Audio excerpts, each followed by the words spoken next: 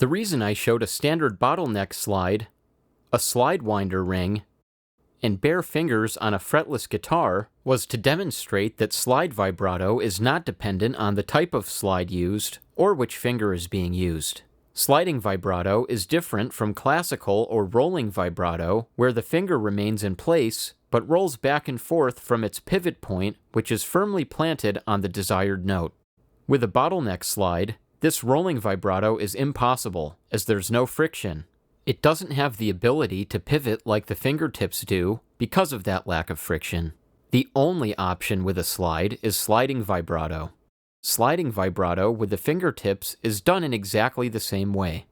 Notice how the fingertip doesn't pivot anywhere with this style of vibrato, but rather glides back and forth in front of and behind the desired note in a controlled, rhythmic, fluid motion. What brings this all together is that all of these styles of vibrato are done in exactly the same way. The secret here is to focus on the muscle groups that allow you to move your arm like this. This movement, while exaggerated, is the same movement used for slide vibrato. Specifically, this back and forth closing and opening motion of the arm is called internal and external rotation of the shoulder. Take a look at this picture for clarification. Pulling the resistance band towards the center line of the body is internal rotation of the shoulder, and pulling the resistance band away from the center line of the body is external rotation of the shoulder. Crossing my arm all the way like this is much more extreme than what happens with vibrato, but the same musculature is involved. Watch as I reduce the amount I'm internally rotating my shoulder little by little until we arrive at the vibrato range of motion. It's the same movement, just contained within a much shorter range.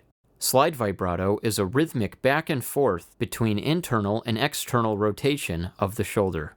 Being aware of this will go a long way in developing your slide vibrato technique, as most people look at the hand, see it rocking rhythmically back and forth, and mistakenly believe that the back and forth motion is coming from the wrist.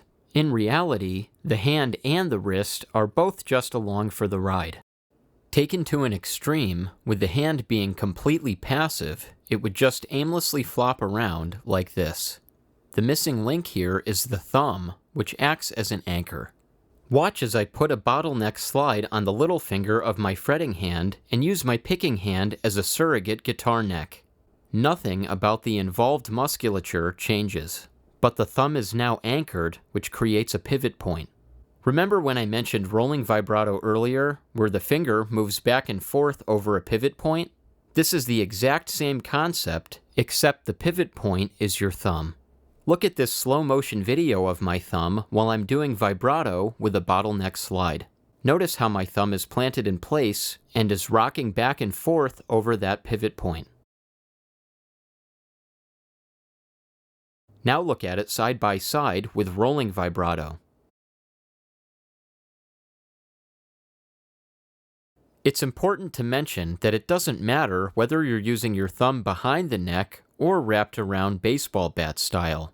Whether it's the side of your thumb or the pad of your thumb is irrelevant. Whichever part of the thumb is contacting the neck is acting as an anchor. Without that anchor, if you relax your hand and do the vibrato motion, your hand would just flail around aimlessly like this. But notice what happens when I use a spoon as a surrogate guitar neck and anchor my thumb to the stem of the spoon just like I'd anchor it to the back of the neck. My hand is just as relaxed, with only the barest minimum of tension required to anchor my thumb, which is barely any more tension than it takes to simply touch my thumb to the back of the spoon. Now, remember the larger muscles behind the whole operation. The first part of the chain, where the primary action takes place. Internal and external rotation of the shoulder. The specific muscles involved in internal rotation of the shoulder are the subscapularis, pectoralis major, latissimus dorsi, teres major, and the anterior aspect of the deltoid. The muscles involved in external rotation of the shoulder are primarily the infraspinatus and teres minor. But you don't need to remember all of those. The main point is that the slide vibrato movement is coming from this big section of your body here. Your chest, shoulder, and back. Not the forearm, not the wrist, not the hand. Notice how all of those are at the end of the chain.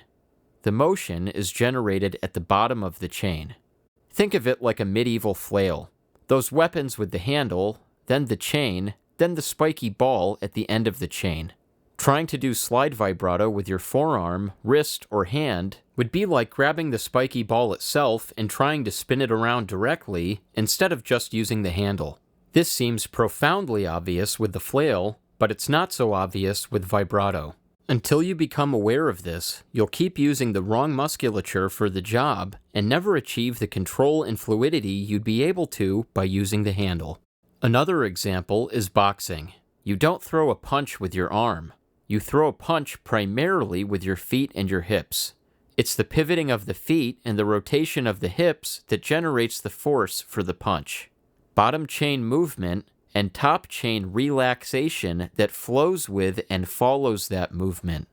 Take a closer look at my arm from the top down and notice how it's moving as I play with vibrato.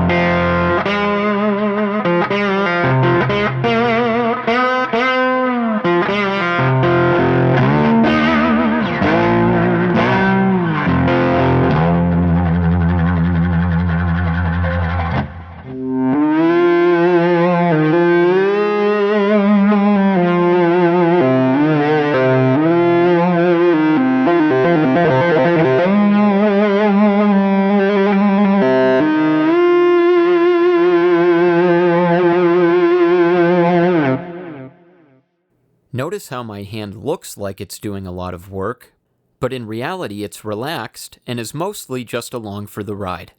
Back to the medieval flail example, notice how little the handle has to move to create a significant amount of movement in the chain and the spiky ball. In this case, the handle is the larger muscle groups identified earlier, the chain is the forearm, and the spiky ball is the hand.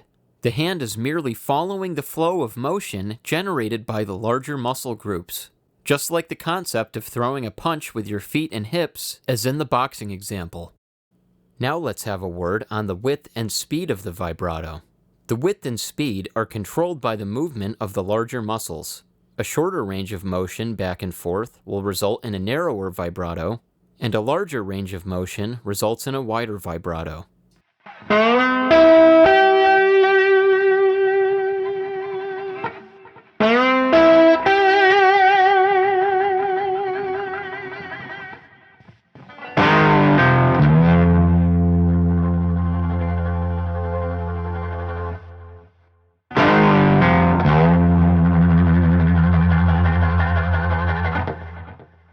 Practice both and try combining them in your playing. Wider, more dramatic vibrato and narrower, almost vocal vibrato can be used to great effect when contrasted.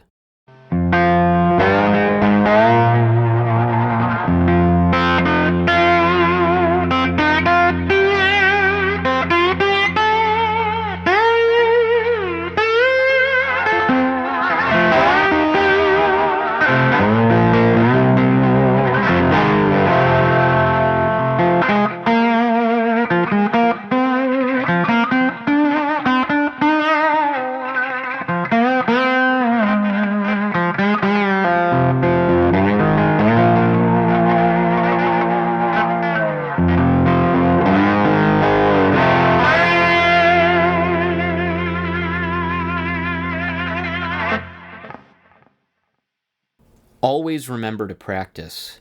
Practice, practice, practice.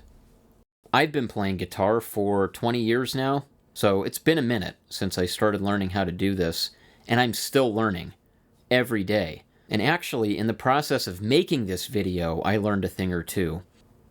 So there's always room for improvement, and there's always room for improvement. There's things we can all work on, and ultimately, the reason for working on them is because we can enjoy guitar more after. You have more control. It's like becoming fluent in a language. So it's a lot more fun to have conversations with people when you can speak a language fluently rather than fumbling around to string together a sentence, kind of like I'm doing right now. This also makes me think of a story from Lietzu, A Taoist Guide to Practical Living by Ava Wong. There's a story in it, I think called Lietzu Learns Archery. So the gist of the story is that this archer is practicing and his teacher's watching him. He hits the bullseye. His teacher says, "Wow, that's great, but do you know how you hit it?" And Lietzu looks over at him. He kind of wasn't expecting that question, so he takes a minute to think about it, and he goes, "Well, I don't really know. I just kind of did it." And his teacher tells him that's not good enough.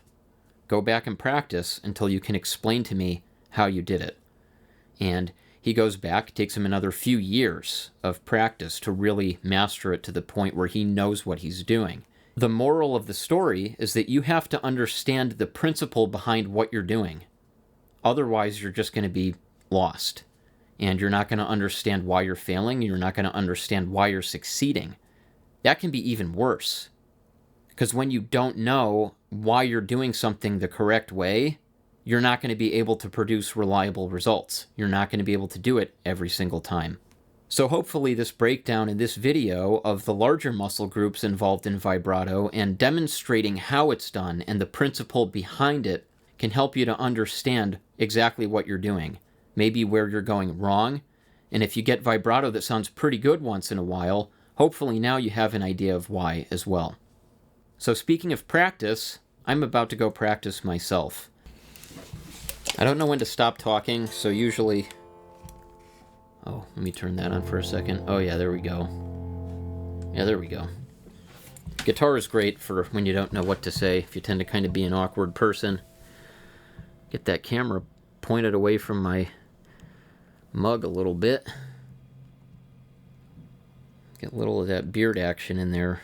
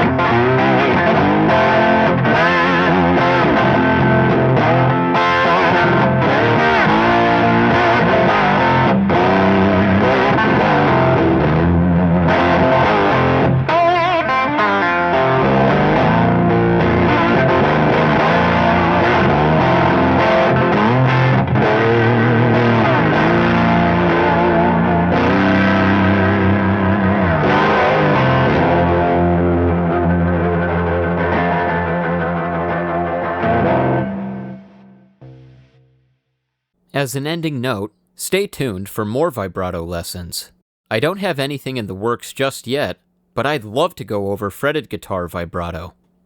Just like how I learned to do vibrato by obsessively watching live Leo Kottke clips of songs like Vaseline Machine Gun and Junebug, while also listening endlessly to some of my favorite blues slide songs, like Preachin' Blues Up Jumped the Devil by Robert Johnson, and You Got to Die and I Got to Cross the River Jordan by Blind Willie McTell, I mostly learned electric guitar vibrato by obsessively watching the Jimi Hendrix at Woodstock DVD, over and over and over and over again, in slow motion, until one day it clicked, almost miraculously, and my previously embarrassingly amateur version of Voodoo Child, Slight Return, suddenly started to sound way more legitimate.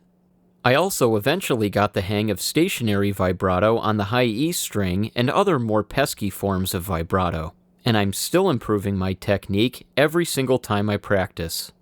In the meantime, watch and re-watch this video as many times as you need to develop your technique, and if I left anything out, let me know in the comments. And as always, tune in for more guitar everything, right here on Guitar MD.